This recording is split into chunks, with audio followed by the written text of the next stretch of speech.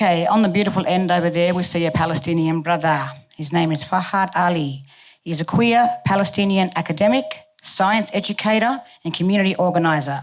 He is a board member of the Australian Palestinian Advocacy Network and a co-founder of the Queer Solidarity Film Festival. Please put your hands together and welcome the brother to the mic.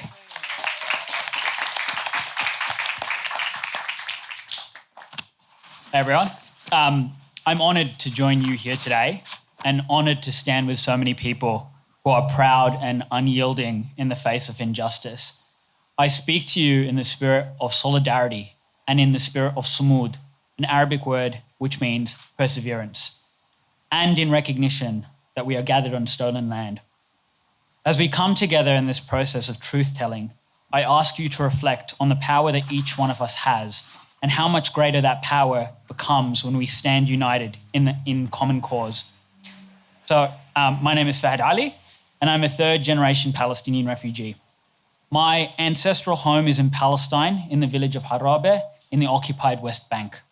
My grandparents were forced to leave in 1948 in what we call the Nakba, an Arabic word meaning catastrophe, when the indigenous population of Palestine was forcibly expelled to make way for the establishment of the State of Israel. It's been 75 years since then. For 75 years, Palestine has been occupied.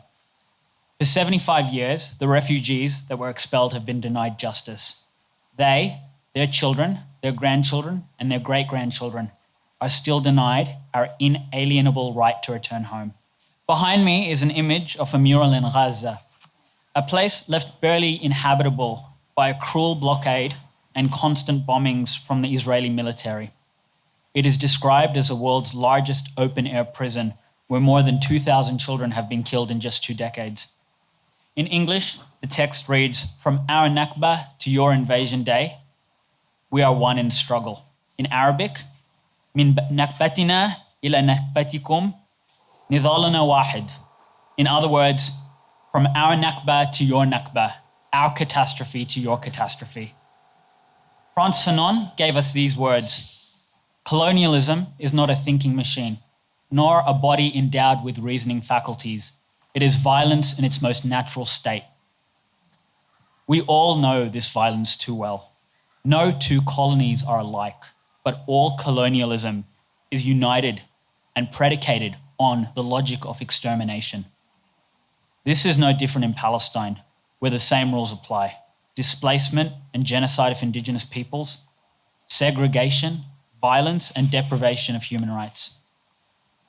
Settler colonists are not respectable people, writes Fanon, but flesh-eating animals, jackals and vultures, which wallow in the people's blood. We see this in our cowardly political and media establishment. We see this when settlers celebrate the European invasion of this continent. We see this when, despite hundreds and thousands of voices calling for justice, despite reports and inquests and investigations, violence continues as a fact of life in the colonies. The purpose of this violence is twofold. First, to exterminate us, because what the colony cannot internalize, it will seek to destroy. And secondly, to make us despair, so that we lose faith in our ability to fight back. But in the words of the Palestinian revolutionary Ghassan Kanafani, everything in this world can be robbed and stolen, except one thing. That one thing is a love that emanates from a human being towards a solid commitment to a conviction or cause. All of us gathered here today stand as testament to that. The spirit of resistance runs through our veins and calls on us to never stop fighting for liberation for all colonized peoples, from Gadigal to Gaza. As Palestinians, we continue to bear witness, speak truth to power, and narrate our dispossession for the whole world to see and hear. This is precisely why, as I speak, the Australian government is being lobbied by Zionist organisations to adopt policies that would criminalise criticism of Israel. But no matter what they do, Palestinians will never be silenced or stop fighting for our rights or for the rights of all. We know that when we fight, we win. And earlier this year, we learned that when Sydney Festival accepted a $20,000 sponsorship from the Israeli regime, we decided to do something about that. A collective of Arab and Western Sydney-based artists, activists, and organisers met with the board of Sydney Festival to ask that they return the apartheid money. We told them that if they didn't return the money, they'd be subject to boycott. We told them that, Arab Theatre Studio, Bankstown Poetry Slam, immediately are going to cancel their arrangements with the festival, and Dr. Michael Mohammed Ahmed would resign from his position on the board. Though they didn't take us seriously. They thought we're probably bluffing, we're not a real threat, and look how that turned out. We managed to organise one of the biggest boycott campaigns in the world, with a third of the festival acts pulling out in solidarity with us, and more than half of the program disrupted in some way. Now, we could not have achieved that without solidarity. And I just want to thank and acknowledge all of the artists and performers who pulled out of the festival in solidarity with us, including my fave Barker, Dr. Amy Maguire, Carla Dickens, Bindi Bosses, Behrooz Buchani, and so many others. And it's absolutely no accident that so many of the first acts to withdraw were Indigenous and colonised peoples.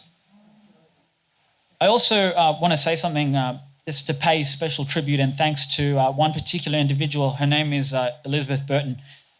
She was a burlesque dancer and a legend in the Sydney performance scene, and she passed away in February this year. She gave up her last ever performance to stand in solidarity with us.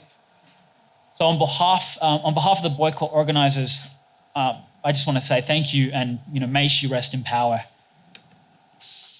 I guess what I hope this story conveys is that when we stand up together, when we fight together, we win. We have incredible power. Solidarity is hard work, and sometimes we make mistakes, and that's okay. What matters is a willingness to listen and to learn, to allow yourself to grow and not to be held back by uncertainty or fear. When it comes to Palestine, I often hear a lot of otherwise well-meaning people who don't want to get involved because they don't know enough, and they don't want to say the wrong thing or do the wrong thing. And I guess the question I have is, what's the difference between doing nothing because you don't care and doing nothing because you don't know? When you open yourself up to community, you'll learn. If you trip up or make a mistake, you'll be called in. And that's what it's all about. Like, God knows how many times I've been called out by my elders, for making mistakes, and I'm here before you today. And I own that. So we need to move past the colonial individualist mindset and the fear and separation, and discover the value of relation.